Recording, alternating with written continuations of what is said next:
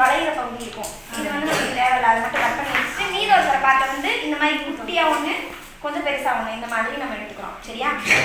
இந்த கம்பி வந்து நம்ம கட்டு கம்பின்னு சொல்லுவோம்ல, அது கூட நம்ம பயன்படுத்திக்கலாம். அப்படி இல்லைன்னா வளையிற மாதிரி எந்த கம்பி வேணாலும் பயன்படுத்திக்கலாம். நம்மளுக்கு வந்து வளைக்கணும், ஏன்னா நம்ம வளைச்சு வளைச்சு தானே வைப்போம். ஸோ அதனால வளையிற மாதிரி ஈஸியாக இருக்கிற மாதிரி கம்பி எதுனாலும் எடுத்துக்கலாம். நான் வந்து இந்த ஒயர்லாம் இருக்குல்ல, அந்த வயருக்குள்ள கம்பி இருக்கும்ல, அந்த கம்பி தான் நான் எடுத்துக்கிறேன்.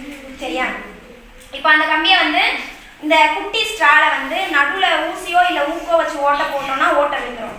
அப்படி ஓட்டை போட்டு நடுவில் வந்து அந்த கம்பியை வந்து உள்ள இன்சர்ட் பண்ணிட்டு 2 சைடும் வளைச்சி விட்டுணும். ஏன்னா அந்த நகர்ந்து போகக்கூடாதுல்ல இந்த ஸ்ட்ரா, அதனால 2 பக்கமும் வளைச்சி விட்டுட்டு மீதம் இருக்கிற கம்பியை வந்து கீழே இருக்கிற ஸ்ட்ராவோட சேர்த்து கனெக்ட் பண்ணி நான் டேப் போட்டிருக்கேன்.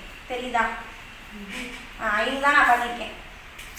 நம்மளுக்கு வந்து நம்ம எதனா ஒரு பாக்ஸ்ல இல்லை ஏதோ ஒரு இடத்துல வச்சு எடுத்தோம் அப்படின்னா இந்த கம்பி வளையிறதுக்கு வாய்ப்பு இருக்குது. ஸோ அதனால உங்களுக்கு ஊதும் போது ஊதலை அப்படின்னா அந்த கம்பியை மட்டும் லைட்டாக அட்ஜஸ்ட் பண்ணிக்கிற மாதிரி இருக்கும். அவ்வளோதான். சரியா? சரி, இப்போ சொல்லுங்க இந்த கடன் என்ன? நம்ம போனதுல ஒரு ரீசன் பார்த்தோமா, பெர்னூலிஸ் தியரி கான்செப்ட் பார்த்தோமா? அதே கான்செப்ட் தான் இருக்கும். பெர்னூலிஸ் தியரினா என்னன்னு சொன்னோம்?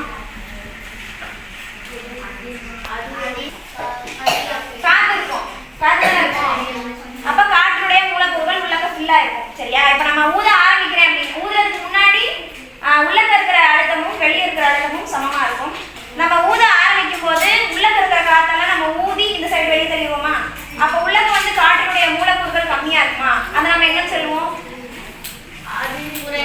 குறைந்த அழுத்தம். சரியா? இப்ப உள்ளக்க வந்து குறைந்த அழுத்தம் இருக்கு அப்படின்னா அதை சுத்தி இருக்கிற இடத்துலலாம் என்ன இருக்கும்?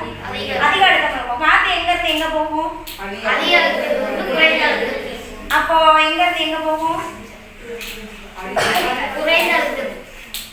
ஓகே, அதிக அழுத்தத்துல இருந்து குறைந்த அழுத்தத்துக்கு போகும். இங்க வந்து நம்மளுக்கு எங்க அதிக அழுத்தம் இருக்கு, எங்க கம்மியான அழுத்தம் இருக்கு?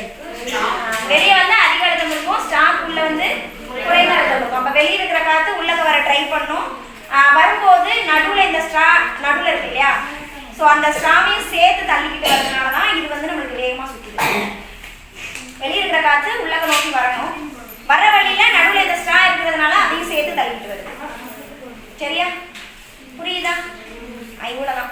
இதில் வந்து நான் ஒரு ஸ்ட்ரா மட்டும் யூஸ் பண்ணி 2 லீடர் மாதிரி நான் செஞ்சுருக்கேன். இதே மாதிரி நீங்கள் 2 ஸ்ட்ரா வச்சு இன்னொரு கிளாஸாக வச்சு நீங்கள் 4 லீடர்